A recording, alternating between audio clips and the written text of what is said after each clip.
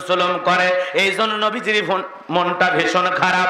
বাজানো গো আমার, হযরতে বেলাল রাদিয়াল্লাহু তাআলা আনহু যখন জানতে পারলেন নবীজি কালেমার দাওয়াত দেন, ইসলামের প্রচার প্রসার করেন, দারুল আরকামে নবীজি বসা, রাত্রি বেলায় হযরতে বেলাল বিশ্ব নবীর দরবারে চলে গেলেন ঈমান গ্রহণ করার আশায়। আল্লাহু আকবার বলেন। নবীজির কাছে গেলেন, হযরত বেলাল বিশ্ব নবীর কাছে যখন পৌঁছে গেলেন, নবীজির চেহারা মোবারকের দিকে তাকাইয়া হযরত বেলাল দেখে বলেন, নবী গো, আপনার চাইতে সুন্দর মানুষ আমি জীবনে কোনোদিন দেখি নাই। সুবহানাল্লাহ। আমার নবী কতটা সুন্দর বাজান। আজকে নবীর সম্মান অনেকে আমরা বুঝি না, জানি না। আম্মা জান আয়েশা রাদিয়াল্লাহু তাআলা আনহা বলেন, যারা ইউসুফ নবীর চেহারা দেখতে গিয়া আপেল কাটতে গিয়ে আঙ্গুল কেটে ফেলে দিয়েছে, ওরা যদি বিশ্ব নবীর চেহারা মোবারকের দিকে একবার তাকাইতো, আপেল কাটতে গিয়ে ওরা আঙ্গুল কেটেছে।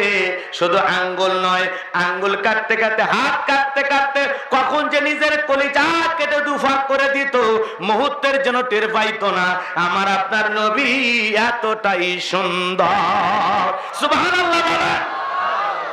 হযরতে জাবের রাদিয়াল্লাহু তাআলা আনহু একদিন রাত্রি বেলায় রাসূলের বাড়িতে আগমন করেছেন।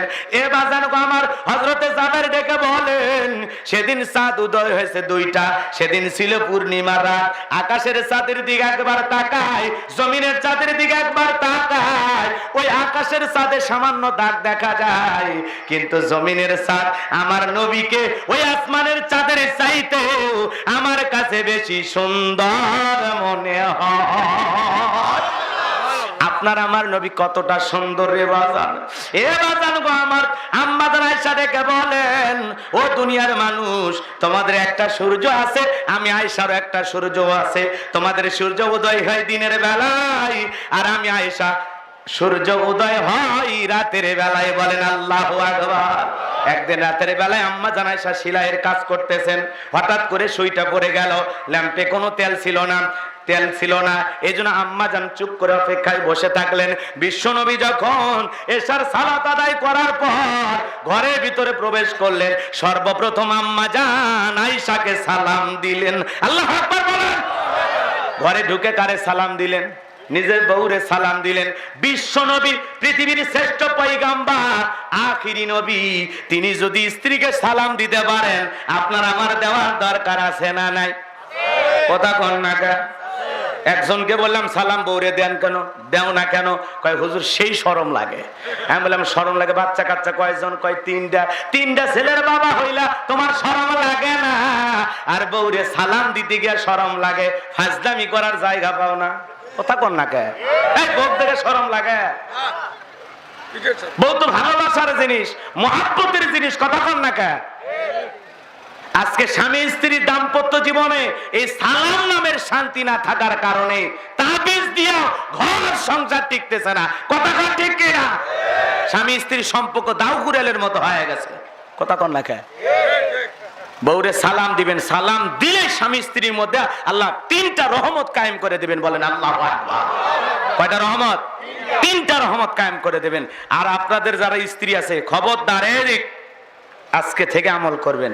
বাড়িতে যা সালাম দিবেন, আসসালামু আলাইকুম রহিমা, কেমন আছো সোনা, ঘরের দরজাটা খোলো না, আমি তোমার পাগল দিওয়ানা। এই মিষ্টি সুরে যদি বউকে ডাক দেওয়া হয়, বলেন বউ খুশি হবে না বেজার হবে? কিন্তু জীবনে কোনোদিন আদর করে বউরে ডাক দিলেন না। ঘরের দরজায় এমন যা ডাক দেন, দরজা খোল, না ভাঙ্গা ফেলা দেবো। ভিতর থেকে বউ কয়, এটা স্বামী না সেকেন্ড আজরাইল। কথা কন ঠিক কিনা? এই জন্য বউরে আদর করে ডাক দিতে হবে। কথা কন ঠিক কিনা? স্ত্রী হলো ভালোবাসার জিনিস, মহব্বতের জিনিস। কষ্ট পাইছেন? বিরক্ত হয়েছেন? রাগজান করেন না বাজান। স্ত্রীকে সালাম দিবেন, তাহলে আপনাদের দাম্পত্য জীবনে শান্তি দিবেন কে? আরো জোরে বলেন কে? স্বামী স্ত্রীর মধ্যে সালাম আদান প্রদান হলে একে অপরের প্রতি শ্রদ্ধা, সম্মান, ভক্তি বৃদ্ধি পাবে। বলেন আল্লাহু আকবার। বউরে সালাম দেন না, এই জন্য বউ কি ভাষায় যে ইংরেজি বলে আপনারা গালি দেয়। কথা কন না কে? আর বউরে সালাম দিয়ে যদি আদব কায়দা শিখাইতে, আপনার বাবা মা তুইলা জীবনে গালি দিত না। কথা ঠিক কিনা? বউরে সালাম দেবেন তো ইনশাআল্লাহ। প্রথম সালাম দিলে একটু হয়তো বা হাসি করবে, বাপ রে বাপ। সালাম যদি প্রথম দিন দেন, হঠাৎ করে আসসালামু আলাইকুম, বই এদিকে ওদিক তাকাবে, কারে সালাম দিলাম? তোমারই তো দিলাম। আজকে আবার কোন পীরের মুরিদ নিয়ে বাড়িতে ঢুকলা? সেদিনই তো মুখের গাছের কলা চুরি করলা। তার মানে গোপন তত্ত্ব কার কাছে? বইয়ের কাছে। কথা কান ঠিক কিনা? এই জন্য বাজান গো আমার, রাগ করবেন না, মন খারাপ করবেন না, মা বোনদেরকে ভালোবাসা দিবেন, আল্লাহ কবুল করেন। জোরে বলেন আমিন। মহিলারা উঠে যাচ্ছে, একটু পিছু করো। বস, ওই কলা হুজুর ফাজলামি করো, আলোচনা করার সময় বসো। বলে গেল হুজুর, একটা কথা বলবা না। খারাপ লাগতেছে আপনাদের? কে কি বললো এটা শুনে আপনাদের লাভ আছে? আলোচনা চলছে ইনশাআল্লাহ, কারো কথা কানে নেওয়া যাবে না। বাজান গো আমার, হৃদয়ের কান পেতে কথাগুলো শুনে যান। বিশ্বনবী মুহাম্মদ রাসূলুল্লাহ সাল্লাল্লাহু আলাইহি সাল্লাম ঘরের ভিতরে যখন প্রবেশ করলেন, নবীজির চেহারার আলোতে সুইটা কই পড়ে আছে আম্মা জান আয়েশা পরিষ্কার দেখতে পেয়েছেন। আল্লাহু আকবার বলেন। কেমন নবী, কেমন নবী পাইছি বাজান গো আমার। শুধু তাই নয়, নবীজির চেহারা মোবারকের দিকে, চেহারা মোবারকের উপরে জীবনে কোনোদিন মশামাছি পড়ে নাই। বলেন সুবহানাল্লাহ। নবী যদি পথ চলতেন, ওই আসমানের মেঘ ছায়া প্রদান করতে। বলেন সুবহানাল্লাহ। শুধু তাই নয়, যেই নবীর চেহারা মোবারকের দিকে তাকাইলে খোদা নিবারণ হয়ে যায়। বলেন সুবহানাল্লাহ। মক্কা নগরীর একজন মহিলা, তার স্বামী মারা গেল 3টা সন্তান রেখে। এইবার মহিলার বড় ছেলে ডেকে বলে, মা আমার বাবা মারা গেছে, এতিম ছাড়া এতিমের দরদ দুনিয়ার কেউ বুঝবে না। ও মা, মারা তো যাবো, বেঈমান হয়ে মরতে চাই না, একটা বার অন্তত বিশ্বনবীর দরবারে যেতে চাই। বড় ছেলের কথা শুনে মহিলা রাজি হয়ে গেল। এইবার 3টা সন্তান নিয়ে বিশ্বনবীর দরবারে হাজির হয়েছে। কয়দিনের ক্ষুধার্ত ছিল তারা। এইবার বাজান গো আমার, ওই 2টা ভাই যখন বিশ্বনবীর চেহারা মোবারকের দিকে তাকাইছে, বড় ভাই ছোট ভাইকে ডেকে বলে, ভাই এ কেমন মানুষের চেহারার দিকে তাকাইলাম, যার চেহারার দিকে তাকাইয়া আমার ক্ষুধা নিবারণ হয়ে গেছে। আল্লাহু আকবার বলেন। ছোট ভাই বড় ভাইকে ডেকে বলে, ভাই আমি তো আপনাকে একই কথা বলতে চাচ্ছিলাম, এ কেমন মানুষের চেহারা দেখলাম গো, যার চেহারার দিকে তাকাইয়া আমার ক্ষুধা নিবারণ হয়েছে। মনে হচ্ছে এই মাত্র পেট ভরে কি যেন খাইলাম। সুবহানাল্লাহ বলেন। যেই নবীর চেহারার দিকে তাকাইলে ক্ষুধা নিবারণ হয়ে যায়। আল্লাহু আকবার বলেন। যেই নবী জমিনে পা তুললে মাওলা পাকের আরশ আজিমে পৌঁছে যায়। যে নবী হ্যাঁ বললে পুরো পৃথিবীবাসীর জন্য আল্লাহ পাক হালালে পরিণত করে দেয়। নবী না বললে পুরো পৃথিবীবাসীর জন্য সেটা হারামে পরিণত হয়ে যায়। আসমানের চাঁদের দিকে ইশারা করলে চাঁদ 2 টুকরা হয়ে যায়। বলেন আল্লাহু আকবার। যেই ছাগলের দুধ হয় না, হাতটা স্পর্শ করলে পবিত্র হাতের মোবারকে ছাগলের স্তনে দুধ চলে আসে। বলেন আল্লাহু আকবার। কেমন নবী পাইছি বাজার, হৃদয়ের কান পেতে কথাগুলো শুনে যান। নবীজির সম্মান অনেকে জানে না। এক জায়গায় যা বললাম আমার নবীর নাম কি, ডাইরেক্ট বলতেছে আব্দুল কাদের জেলানি। কথা কন না কে? তার মানে পীরদের ওয়াজ এতই শুনেছি, পীরের নাম মুখস্থ আছে, আমার দয়ার নবীর নাম মুখস্থ নাই। কপাল পোড়া এরকম আছে না নাই? জোরে বলেন আছে না নাই?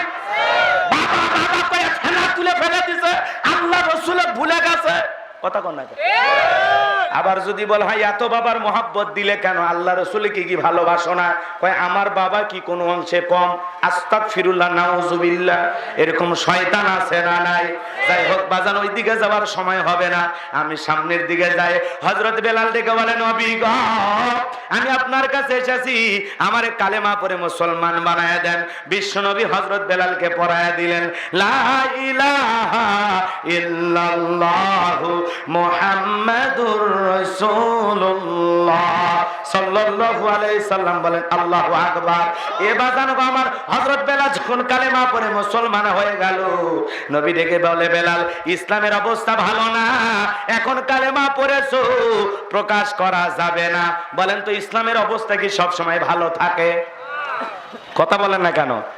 নবী বেলালকে বলতেছে ইসলামের অবস্থা ভালো না, কালেমা পড়েছো, এই কথা প্রকাশ করা যাবে না। আজও পৃথিবীর দিকে তাকায় দেখেন, মুসলমানদের দুর্দিন না সুদিন? কথা বলেন না কেন? আজও যখন আপনি নিজেকে মুমিন দাবি করবেন, ইমানদার দাবি করবেন, আপনার উপরে বিপদ আসবে, আপনার উপরে পরীক্ষা আসবে। কথা বলেন ঠিক না? আজও পৃথিবীর জালেমের ঐক্যবদ্ধ পৃথিবীর জমিন থেকে ইসলাম আর মুসলমানকে বিদায় করার জন্য। কথা বলে ঠিক কিনা? তাম পৃথিবীর ইসলাম বিরোধী অপশক্তিরা ঐক্যবদ্ধ হতে পারলেও আমরা কপাল করা মুসলমানেরা ঐক্যবদ্ধ হতে পারি না। এই কথা বলে ঠিক কিনা? তাম পৃথিবীর মুসলমানেরা যদি ঐক্যবদ্ধ হয়, প্রায় 200 কোটির কাছাকাছি মুসলমান, সব যদি কোনো একটা মুসলমানের উপরে আঘাত আসে আর কোন দেশের মুসলমান চুপ করে না থেকে সবাই যদি স্লোগান দিত, প্রতিবাদ করত, রাজপথে আন্দোলন করত, পৃথিবীর জালেমেরা মুসলমান রক্ত নিয়ে খেলা করার সাহস পেত না। কথা বলে ঠিক কিনা? এক দেশে মুসলমান মার খায় আর এক দেশের মুসলমান চুপ করে থাকে। কথা কন না কে? এই জন্য তো আমাদের বিপদ। স্বজাতির বিপদে যদি আপনি পাশে না দাঁড়ান, আপনি আমি গাদ্দার হয়ে যাব। কথা কন না কে? বাদশাহ হারুনুর রশিদ একটা বাজারে গেছেন, যা দেখতেছেন একজন পাখি বিক্রেতা পাখি বিক্রি করতেছেন। বিক্রেতা করলেন, দাম কত? পাখির যে মালিক বলতেছে এত দাম, 3-4 গুণ দাম বেশি চাইছে। বাদশাহ হারুনুর রশিদ বলল, এত দাম চাওয়ার পেছনে কারণ কি? বলতেছে, বাদশাহ আপনি জানেন না এই পাখির একটা আলাদা গুণ আছে। এই পাখিকে আপনি যেখানে ফাঁদ পেতে রাখবেন অন্য পাখি শিকার করার জন্য এই এমন ভাবে বিনয়ের সুরে আওয়াজ দিতে পারে, এমন করুণ সুরে কুহু ডাক দিতে পারে, ওর কারণে হাজার হাজার পাখি চলে আসে। আপনার ফাতানো ফাঁদে সব পাখি পড়ে যাবে। তার মানে কি, এই একটা পাখি যদি আপনি কিনতে পারেন, এই একটা পাখিকে কেন্দ্র করে হাজারো পাখি শিকার করতে পারবেন। বাদশাহ হারুনুর রশিদ শোনা মাত্রই বলল, পাখির দাম চাইলা কত? বলে এত চাইছি। টাকাটা দিয়ে দিলেন আর পাখিকে নিয়ে সঙ্গে সঙ্গে জবাই করে ফেলে দিলেন। এইবার মালিক ডেকে বলে, ভাই এত বড়